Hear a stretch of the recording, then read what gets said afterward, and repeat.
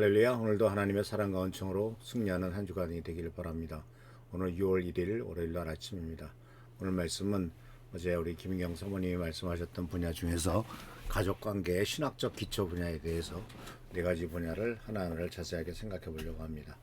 그것은 어제 했던 것처럼 바로 언약, 은혜, 능력, 부여, 친밀감이라고 하는 이러한 네 가지의 단계, 또한 이러한 것들이 바로 신학적인 기초로서 얘기를 하고 있는 것을 보게 됩니다. 많은 사람들이 결혼 세미나나 무슨 부부 세미나 다녀와도 가정이 달라지지 않는다라고 하는 하소연을 하죠. 좋은 대화법을 배우고 서로의 차이를 이해하는 강의를 들었지만 또 돌아서면 계속 같은 자리에서 맴돌고 있다라고 하는 사실이죠.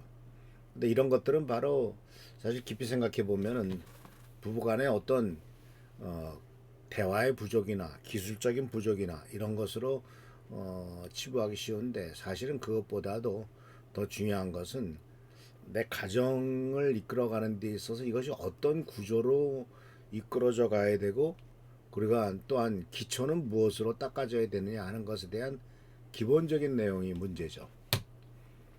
왜냐하면 건물을 짓기 전에 기초를 먼저 든든하게 놓아야 되는 것처럼 가족 관계에서도 우리는 지금까지 이해하지 못했던 분야 중에 하나지만은 가족 관계의 기초 구조는 어떠한 단계로 되어 있고 어떤 구조가 이렇게 놓아져야 되느냐라고 하는 겁니다. 물론 옛날에 이런 거 배우지도 않고도 다 잘 살았다고 생각하지만, 그러나 우리가 살고 있는 시대는 더 많은 것을 이해하고 좀 깨닫고 해야만 그나마 조금이라도 따라갈 수 있는 그러한 상황이 되지 않나 하는 이러한 생각이 듭니다. 그래서 오늘 같이 말씀드리는 것은 바로 뭐냐면, 성경적인 것이면서 동시에 심리학적인 측면에서도 바로 이 두 가지가 다 지지하는 네 층의 기초 구조를 생각해 보려고 합니다. 그래서 그것은 우리가 어제 또 말했지만 언약이 있고, 그 다음에 맨 가장자리 층에는 언약이 있고, 그러면서 이것이 이제 나선형으로 돌아가면서 그 다음 은혜, 그 다음에 능력 부여, 친밀감으로 이어지는데, 바로 언약이 없으면 은혜는 소진됩니다. 또 은혜가 없으면 능력 부여는 지배로 변질되고요. 능력 부여가 없으면 친밀감은 바로 요구가 됩니다. 그래서 이러한 순서를 우리가 꼭 생각해 봐야 되죠. 그래서 이 부분은 사실 교회 각 가정마다 부부 관계에서 가장 중요하게 여기는 것이 친밀감이다라고 얘기해서 이 친밀감을 계속 요구하는데, 그러나 친밀감은 요구돼서 되는 것이 아니라 언약의 기초를 두고 그것을 은혜로서 성취해 가며, 그리고 그것을 통해서 결국은 능력 부여가 이루어졌을 때 당연히 친밀감은 자연스럽게 피어오르는 것이다라고 이렇게 볼 수가 있더라 하는 사실입니다. 그래서 먼저 첫 번째 계층이 바로 기초가 언약입니다. 언약. 그리고 언약이라고 하는 단어는 바로 베리트라고 하는 말로 쓰여져 있는 히브리어인데, 이 베리트라고 하는 히브리어는 구약 성경에 287번이나 등장하고 있는 굉장히 중요한 핵심 개념이죠. 이 영어로는 커비넌트, 한국어로는 언약 또는 계약으로 번역되지만, 그러나 현대적인 계약이라는 뜻은 컨트랙트라고 하는 영어 단어와는 근본적으로 다르죠. 계약은 쌍방이 조건을 이행했을 것을 전제로 해서 성취되는 거죠. 어느 한쪽이라도 이행이 중지되거나 이행이 되지 않으면 그 상대방도 그 의무가 그 관계가 끊어지고 더 이상 거기에 대한 책임이 없어진다라는 사실이죠.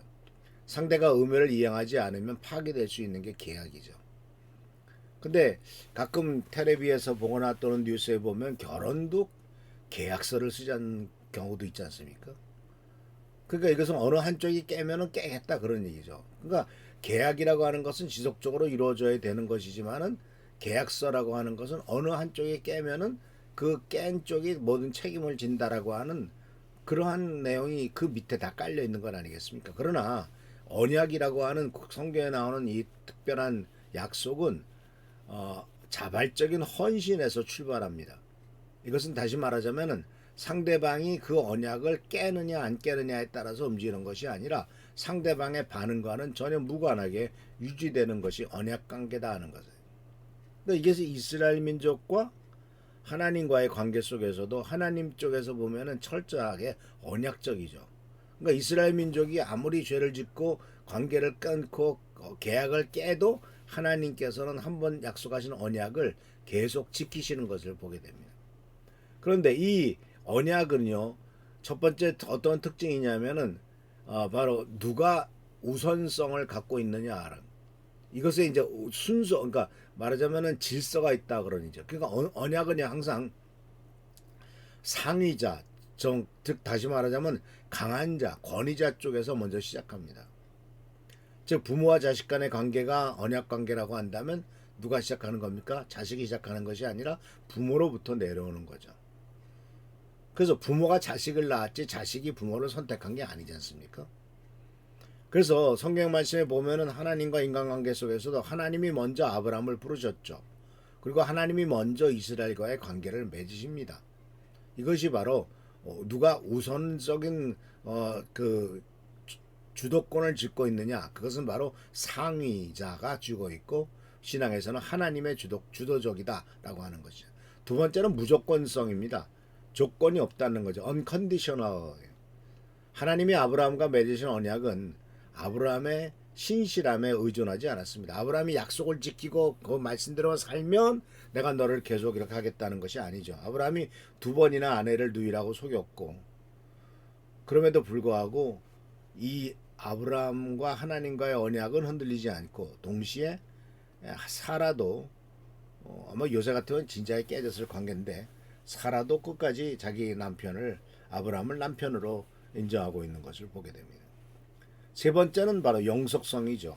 영속성은 바로 성경에서는 이것을 헤세드, 즉 끊어지지 않는 사랑으로 표현하고 있는 것을 보게 됩니다. 그래서 이러한 언약에 있어서 하나님께서 주신 언약 중에서 이제 가장 중요한 인간 사이의 언약은 바로 결혼이라고 하는 언약입니다. 이 결혼을 계약이 아니라 언약으로 본다는 거죠. 그래서 이 결혼의 언약 구조를 창세기 2장 24절에서는 이제 이 언약 구조가 제대로 성취되기 위해서는 어떠한 중요한 단계가 있냐면 첫 번째는 떠남이다라는 거죠. 이 떠남이라고 하는 것은 공간적인 이동뿐만 아니라 정서적이고 법적인 독립의 선언입니다. 그러니까 부모를 떠나라는 말, 아버지 어머니를 떠나. 이제 그전에는 부모와 애착되어 있지 않습니까? 모든 권위가 부모에게서 있고 또 부모가 모든 것을 통제하기도 하고, 그런데 이제 결혼하게 되면은 남자든 여자든 모두가 다 부모를 떠난다는 얘기죠. 이제 부모의 애착의 관계에서 독립해서 새로운 가정의 단위를 형성하는 것이죠. 두 번째는 이제 합한다라는 단어를 썼는데 이 히브리어 다바크는 악교로 붙이다라는 뜻이죠. 찰싹 붙게 하다라는 의미다. 이것은 언약의 헌신의 강도를 표현합니다. 그래서 봐서 이 룻기에서 룻이 나오미에게 붙어 있었다라는 말을 쓸 때 사용했던 바로 그 단어죠. 어머니가 가는 곳에 내가 간다. 나는 끝까지 어머니를 쫓아가겠다. 이것이 바로 합했다라고 하는 의미를 보여주는 하나의 모델이다. 그리고 나머지 세 번째는 이제 하나 됐다라는 것인데, 이 하나가 됐다라고 하는 것은 어떤 육체적인 어떤 성적인 결합을 넘어서 모든 존재가 하나가 됐다라고 하는 전 존재의 연합을 가르치는 것입니다. 그래서 에베소서 5장 32절 32절에서도 바울은 이 구절을 더욱더 심화시켜서 결혼은 바로 남자가 부모를 떠나 그 아내 앞에서 둘이 한 몸을 이룬다라는 말을 써서 바로 결혼은 그리스도와 교회와의 관계에 대한 비유이고 그 관계에 바로 지상적인 구현으로서 바로 부부관계를 얘기를 하고 있다라고 하는 것입니다. 그래서 그리스도께서 교회를 위해서 먼저 죽으셨듯이 남편은 먼저 희생하고 그리고 아내는 그 언약적 구조를 신뢰함으로 반응을 하죠. 그래서 이 관계는 감정의 온도에 따라 달라지는 것이 아닙니다. 사랑의 감정이 식었을 때에도 언약은 관계를 계속 붙들어 준다라고 하는 사실이죠. 그래서 오늘 첫 번째는 바로 언약입니다. 그리고 이건 언약이 모든 것의 기초입니다. 그리고 이 신학적 언약 개념은 무엇보다도 가장 중요한 기반이다라고 하는 사실을 꼭 기억하고 이러한 그 언약을 통해서 바로 이루어져 가고 갈등이 있지만 갈등 없는 결혼이 건강한 결혼이 아니라고까지 말합니다. 갈등이 있을 때에도 언약을 붙드는 결혼이 건강한 결혼이고 우리는 절대로 이 관계를 포기하지 않는다라고 하는 전제가 있을 때 부부는 갈등을 해결할 문제로 접근하지 갈등을 통해서 이혼을 정당화하는 도구로 사용하지 않는다라고 하는 사실입니다. 그래서 이 언약을 먼저 가장 기초적인 것이 언약이다라는 사실을 기억하시면서 언약이 없는 관계에서 친밀함을 먼저 요구하면 집착이 됩니다. 조건 없는 헌신이 먼저이고 친밀감은 그 헌신 위에 자란다는 사실을 기억하면서 언약적 관계임을 먼저 꼭 기억하는 우리 모두가 되기를 바랍니다. 기도하겠습니다. 오늘도 주께서 우리들과 함께 하신 을 감사드립니다. 이 언약적 관계가 우리의 삶 속에 모든 일이 이루어지는 귀중한 아버지 하나님 기초가 되도록 하시고 우리의 부부의 관계, 가정의 관계도 모두가 다 하나님과 인간의 언약 또 부부간의 언약에 기초했다는 사실을 기억해서 올바른 이러한 기초를 갖고 나가는 우리가 되도록 축복하옵소서. 주께 감사하고 예수 그리스도의 이름으로 축복하며 간절히 기도하옵나이다. 아멘. 오늘도 주께서 축복과 능력과 은총과 은혜로서 함께 하시기를 축원합니다. 할렐루야 축복합니다.